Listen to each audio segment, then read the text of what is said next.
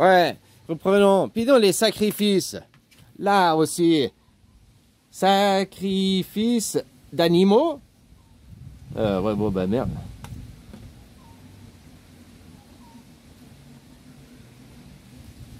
Non, non. Les bouddhistes, tu vois, les bouddhistes, tellement qu'ils sont purs en Thaïlande, c'est les musulmans qui viennent tuer leur porc, leur volaille, parce que tellement, normalement, un bouddhiste, il peut pas tuer, donc il peut pas manger de viande. Théoriquement, hein. Il doit faire tuer quelqu'un, l'animal, ou doit attendre que l'animal meure de lui-même et manger comme un charognard. Il n'est pas chasseur.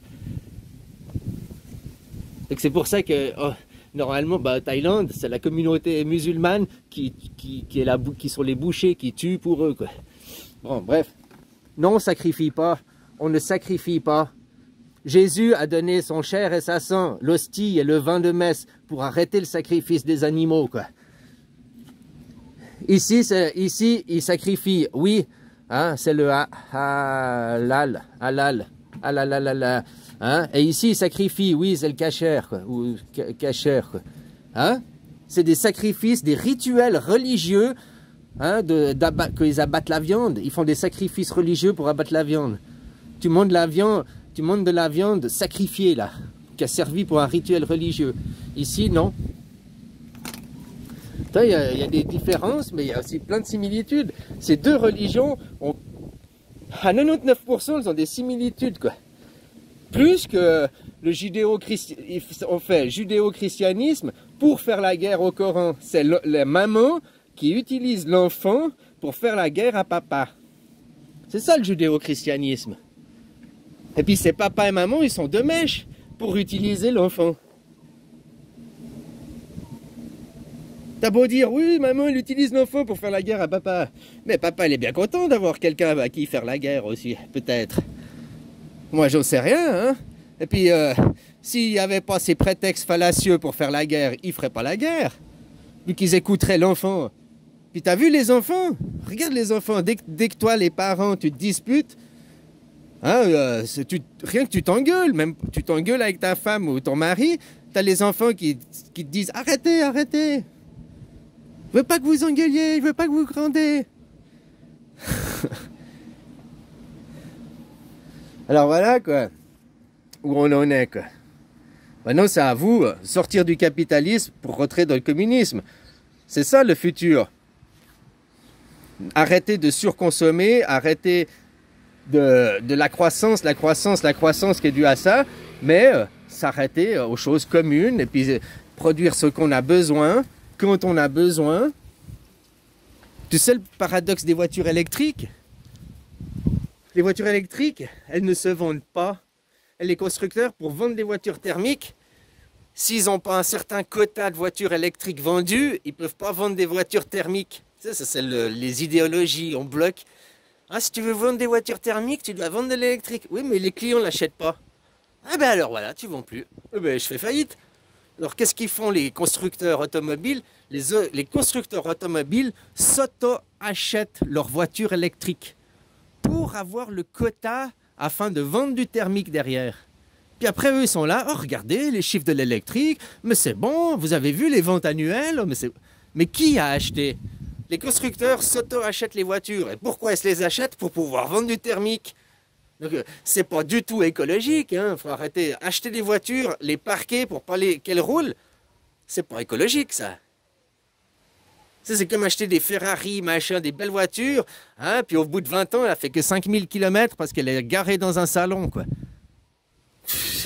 C'est ridicule, quoi, mais c'est d'un ridicule, quoi. Au contraire, moi je dis qu'une voiture qui n'a pas roulé, on devrait la dévaluer. Parce qu'elle a traîné sur une étagère à prendre la poussière. Elle n'a aucune âme, elle n'a rien de cette voiture. Une âme, ça s'acquiert avec le temps, avec l'expérience, avec... hein, tu t'enrichis. Une voiture, la même chose. Tu prends un vieil habit ou un habit... Le vieil habit, il est tellement mieux. Hein, il y a tellement de souvenirs, il y a tellement d'histoires à raconter, il est tellement chargé.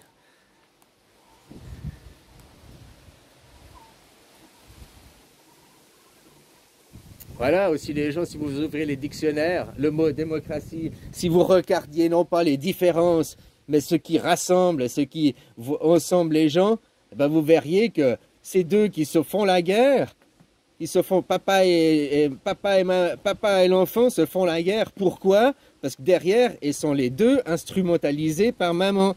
Maman instrumentalise papa. Hein, si tu fais pas, tu n'auras pas quéquette ce soir. Hein, puis elle utilise, hein, oh, ton papa, blablabli. Castratrice, la société judéo-chrétienne là-bas. Tu vas pas me dire que c'est pas une société castratrice, hein? LGBTQ++, allez vous castrer les débiles, vous n'avez pas des bons gènes. C'est ça que ça veut dire. Eux ils te disent, vous n'avez pas des bons gènes, va te castrer. Ceux qui prétendent, t'as pas des bons gènes, t'es mauvaise graine, ça vient de la femme. Qui dit aux hommes, t'as pas... C'est les hommes qui ont les graines, les femmes ont les terres.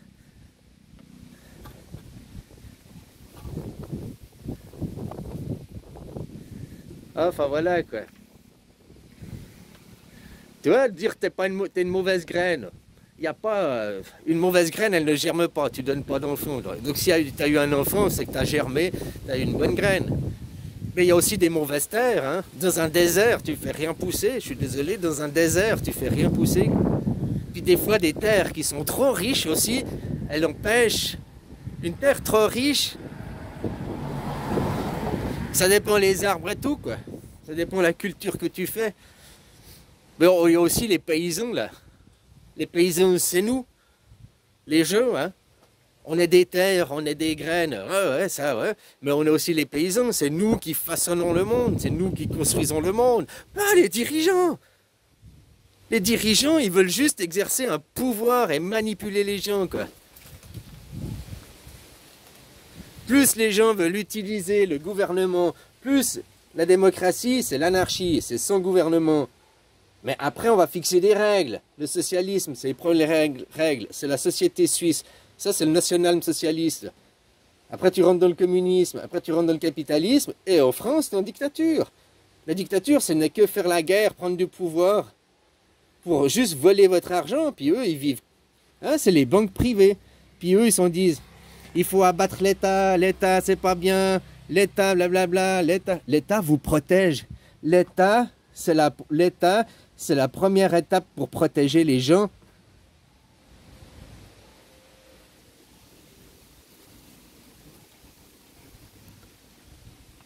La démocratie, c'est le centre de la cible. Hein. C'est tout à gauche, ouais. Mais ici, il y a le socialisme. Mais le socialisme, il fait une boucle. Puis après la boucle d'après, hein, communisme. Et puis quand tu regardes là, ok, tu vas dire, il y a les socialistes là, de gauche et de droite. Mais ici, sur un cône, si je pars du centre, je fais la moitié, je suis descendu en même temps, tu comprends? Sur l'autre axe. Que tu te retrouves là, ici, celui qui est là, du point de vue de là, il est à gauche. Il est à gauche. Mais là, il est à droite. L'extrême droite d'ici et l'extrême gauche d'ici, c'est le même point. L'extrême gauche socialiste, l'extrême droite socialiste et l'extrême gauche communiste, c'est les mêmes. C'est comme, il y a les pauvres, il y a les pauvres pauvres, il y a les pauvres moyens, il y a les pauvres riches, hein? Puis après il y a les moyens pauvres. Entre les pauvres riches et moyens pauvres, ça se mélange. La même chose là, entre les socialistes de droite, l'extrême droite socialiste, ça commence le communiste de gauche. Juste aller après aux communistes d'extrême droite qui commence le capitalisme de gauche.